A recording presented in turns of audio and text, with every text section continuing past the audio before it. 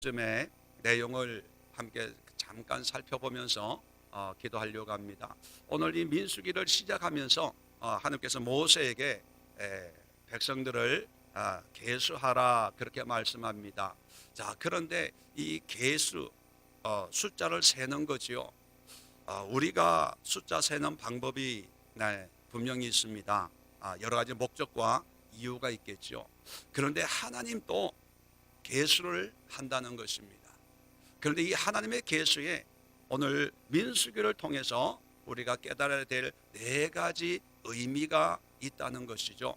이 의미를 깨닫고 이 의미에 맞게 오늘 한번 하나님 앞에 말씀으로 기도할 수 있기를 바랍니다. 첫 번째 의미는요, 하나님의 특별성이 포함이 되어 있다는 거죠.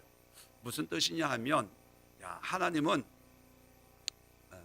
하나님 스스로 싸울 수가 있습니다. 이 전쟁은 내게 속한 것이다. 굳이 우리가 군사의 수가 많을 필요가 있을까요? 굳이 군사가 20세 이상 된 장정이 많이 있어야 전쟁에 이길 수 있을까요?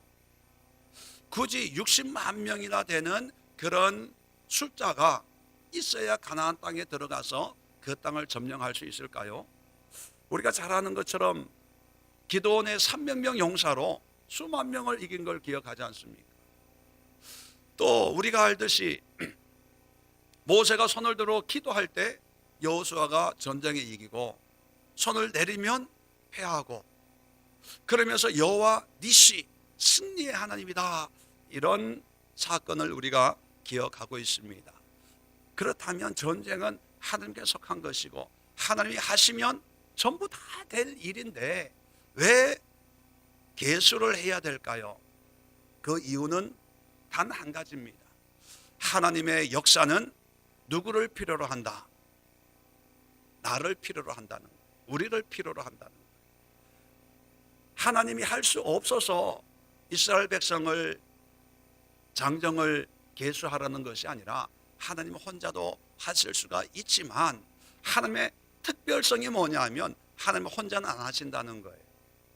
우리 인간을 창조하신 목적이 뭐냐 하면 우리 인간을 통해서 하나님의 영광을 받기를 원하시기 위함이거든요.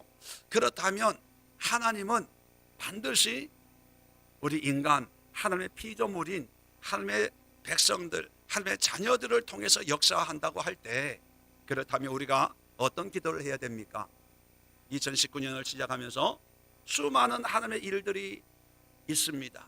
우리는 그 다 헤아릴 수 없는 만큼 하나님의 역사가 있는데, 그 역사를 위해서 하나님 스스로 하는 것이 아니라 하나님의 백성들을 선별하고 택하신다면 우리가 기도해야 될 첫 번째 기도의 제목은 하나님, 누구를 사용해 주옵소서? 나를 사용해 주옵소서. 나를 택해 주옵소서. 나를 불러 주옵소서. 나를 부족하지만 써 주옵소서. 이것이 우리의 오늘 첫 번째 기도 제목입니다. 두 번째, 하나님의 계수의 특징이 뭐냐 하면 오늘 내용을 보면 하나님의 부르심, 하나님께 사용하시는 것은 그냥 이스라엘 민족 이렇게 사용하는 것이 아니라 개별성이 있습니다. 개별성. 성경을 보니까 2절에 모든 회중 각 남자의 수를 그들의 종족과 조상의 가문, 조상의 가문이라고 하는 것은 집안, 김씨, 이씨, 박씨 것처럼 조상의 어떤 집안에 따라서 명수대로, 명수는 뭡니까? 두루뭉술이하게 김씨 집안, 이씨 집안 이런 의미가 아니고 명수라는 건 뭐예요? 한 사람 한 사람을 계수하라는 거예요. 자, 3절에도 보면 20세 이상으로 싸움에 나갈 만한 모든 자를 너와 아론은 그 진영별로 계수하되, 자, 각 지파대로 계수하라는 거예요. 지파대로. 자, 20절에도 보면 끝에 보면 그 명수대로 계수하니, 명수 한 사람 한 사람. 자, 여기서 중요한 것이 뭐냐 하면 하나님은 각 지파 몇 명, 또 이스라엘 12 지파 몇 명 총계로 계수하는 것이 아니라 어떻게 계수한다고요?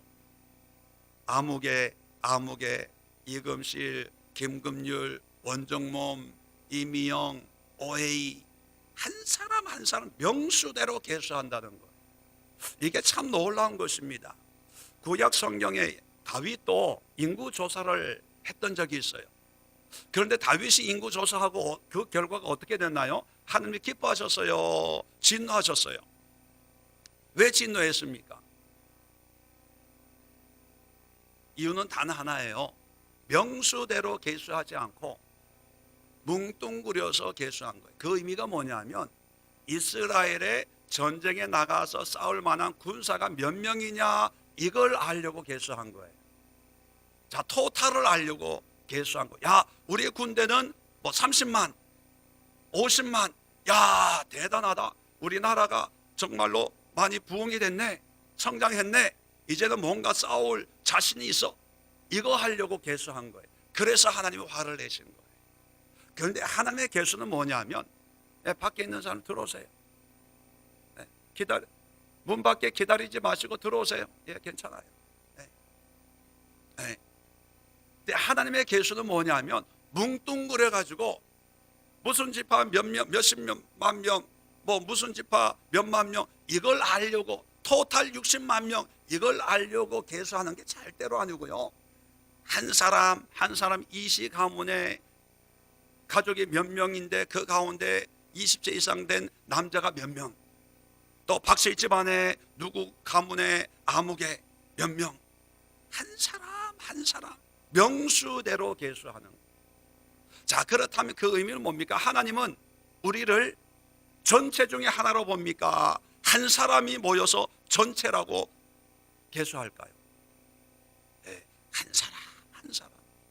그러면 하나님은 나를 알고 싶어 할까요? 안 알고 싶어 할까요?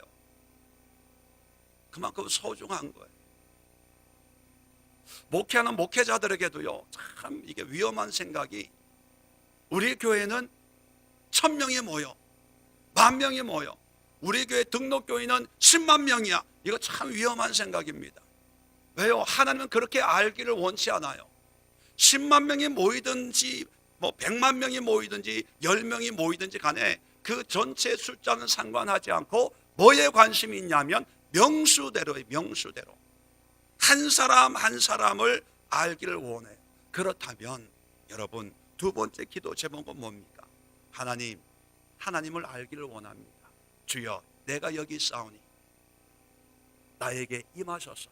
하나님, 나와 교제해 주옵소서. 개인적인 관계의 회복을 위해서 기도해야 된다는 거죠. 왜요? 하나님은 예수의 교회 성도들 이렇게 아는 것이 아니라 예수의 교회 성도 가운데 열심히 신앙생활하는 원종범, 내가 너를 알기를 원한다. 예수의 교회 가운데, 여전도 가운데 이수미 집사, 내가 너와 함께 이 놀라운 일을 이루어 나가기를 원한다. 한 사람 한 사람을 계수하고 계시는 거예요. 그 계수하는 목적이 뭐냐 하면 하나님은 1대1로 관계를 맺고 1대1을 통해서 하나님의 역사를 이루어가는 거예요. 우리는 출애굽한 이스라엘 민족이 토탈 200만이다 이렇게 생각을 합니다. 200만이 가나안 땅에 들어갔다. 그런데 하나님은요, 200만 명이 아니라 200만 명의 한 사람을 이끌고 들어가시는 거예요. 이게 또 놀랍지 않아요? 이런 하나님을 여러분, 그냥 나는 예수의 교인이니까 그냥 전체 중에 하나로 생각하지 마시고, 바로 하나님은 나와 함께 이 놀라운 일을 이루어 가시는구나.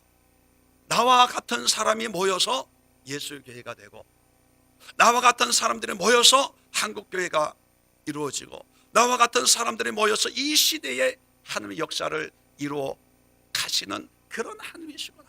주여, 나를 사용하옵소서.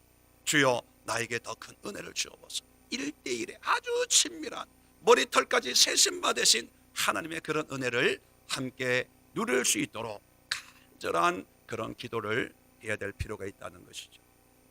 세 번째는 계수하는데 누구를 계수합니까?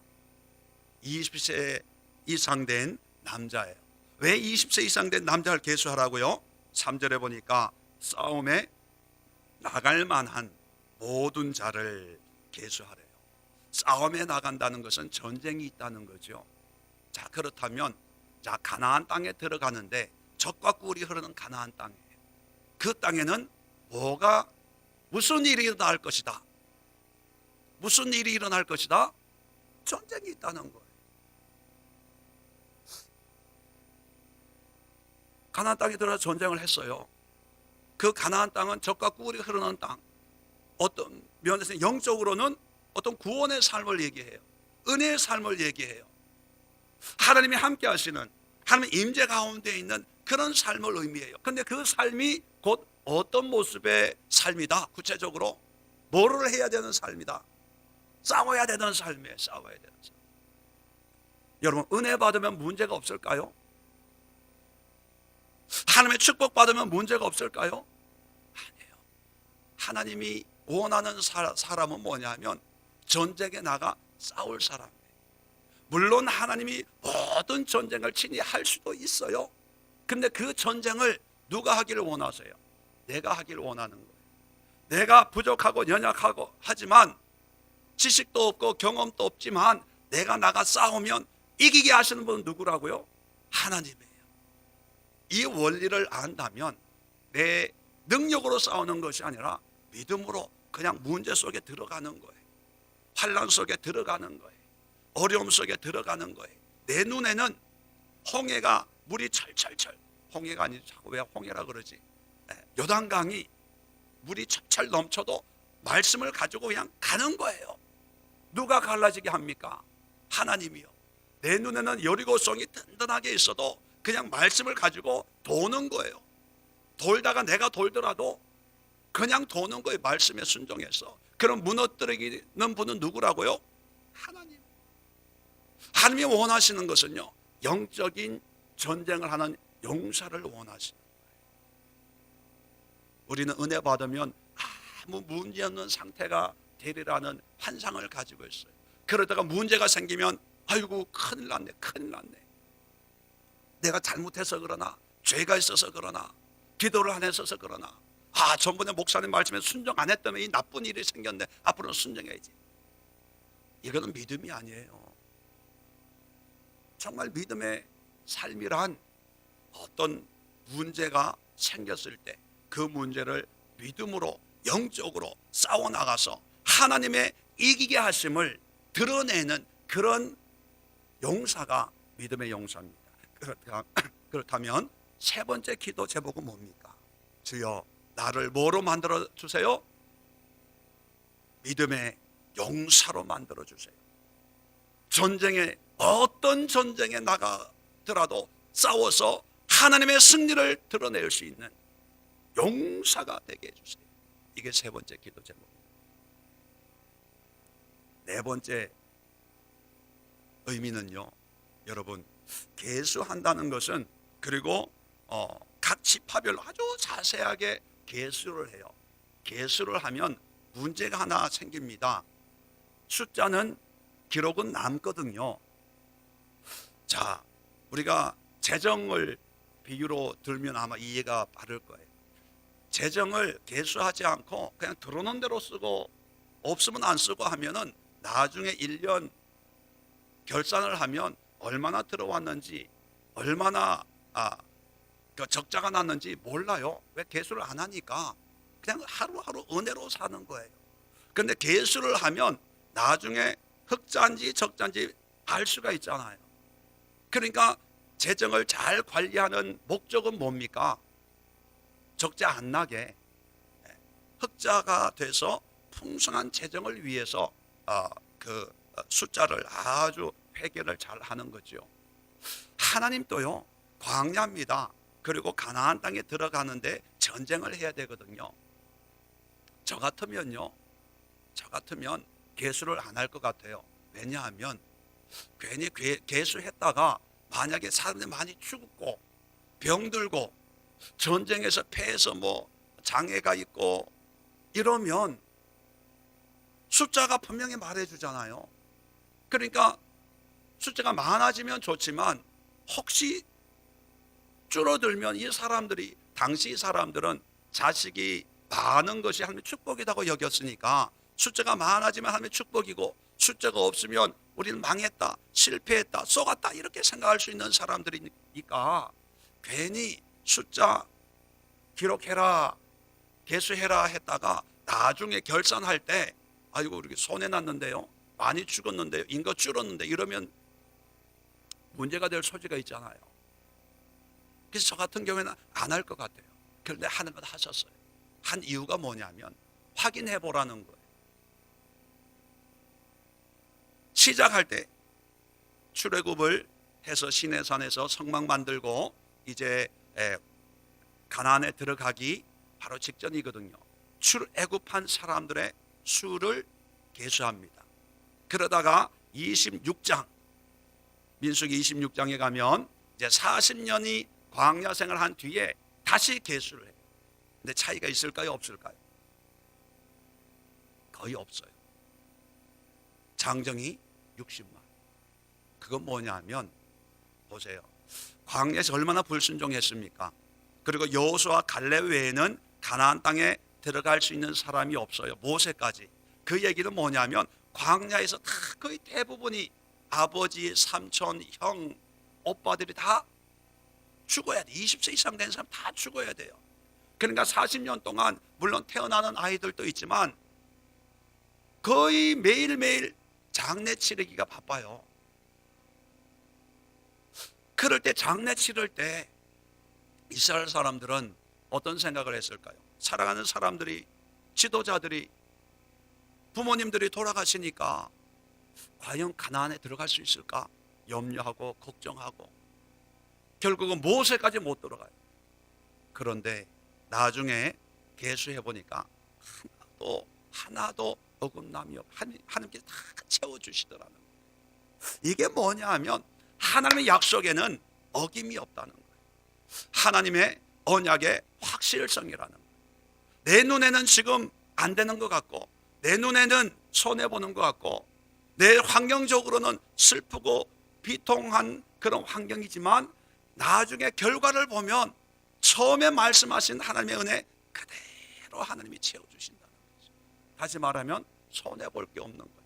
믿음으로 하나님의 말씀을, 하나님의 언약을 붙들고 나아가면 손해날 게 없어요. 하나님이 채워주세요. 광야 40년 뭐가 편하겠어요. 그런데도 하나님이 잃어버린, 빼앗긴 하나님의 심판으로 다 죽게 만든 그 이스라엘 민족의 숫자를 갚아주시고 채워주셔서 똑같은 숫자를 가지고 가나안에 들어가게 만들어주신 분이 하나님입니다. 물질도 하나님이 채워주시고 건강도 채워주시고 우리의 삶도 다 채워주시기 때문에 결국은 민수기를 통해서 이 계수하는 걸 통해서 하나님께서 첫 번째 계수하고 마지막에 계수해가지고 전과 후를 딱 백성들에게 보여주면서 하고자 하는 말씀이 뭐냐면 나를 믿으라는 거예요. 나를 신뢰하라는 거예요. 그렇다면 우리 네 번째 기도 제목이 뭡니까? 하나님의 말씀을 붙들기를 원합니다. 말씀을 신뢰하고 믿게 하여 주옵소서. 내 눈, 내 귀, 내 마음의 느낌과 감동을 믿지 말고 하나님이 나에게 주신 그 말씀, 하나님이 나에게 계시하신 그 언약의 말씀, 그 하나님만 붙들고 2019년을 살게 하옵소서. 이것이 네 번째 우리의 기도의 제목이 되어야 될 줄로 믿습니다. 오늘 앞에 보시는 이 네 가지 오늘 말씀의 의미를 여러분 기도하시면서 살펴보시고 하나씩 말씀드린 네 가지 기도의 제목을 가지고 우리 전심으로 합심해서 기도할 때 이스라엘 민족을 통해 역사하신 하나님이 여러분들에게 동일한 은혜로 걸음걸음을 인도하시고 여러분을 사용하시고 여러분을 통해서 하나님의 풍성하신 은혜의 확실함을 보여주게 될 줄로 믿습니다. 제가 기도하고 우리 합심해서 기도합니다.